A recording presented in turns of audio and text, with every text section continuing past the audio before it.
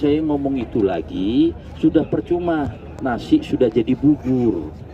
Hantu pun tak bisa dihalangi mantan Pangkostrat soal Piala Dunia U20.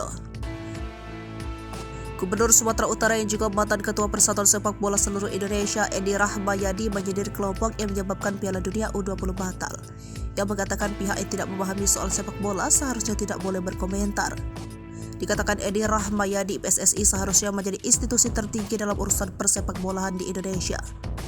Menurut mantan Pangkostrat itu, dirinya sudah memperingatkan akan hal ini 10 hari sebelum diumumkannya pembatalan Indonesia sebagai tuan rumah. Saat ini, kata Edi, yang terpenting adalah bagaimana agar Indonesia tak mendapatkan hukuman tambahan dari FIFA. Sebelumnya, FIFA membatalkan status Indonesia sebagai tuan rumah Piala Dunia U20 2023 Rabu 23 Maret 2023. FIFA menyebut pembatalan itu lantaran situasi terkini yang disinyalir sebagai buntut polemik penolakan timnas Israel. Salah satu yang menjadi sorotan adalah Gubernur Bali, Iwayan Koster.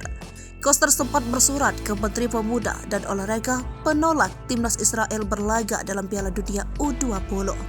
Koster dengan tegas menolak kedatangan timnas Israel karena tidak sesuai dengan kebijakan politik pemerintah Indonesia.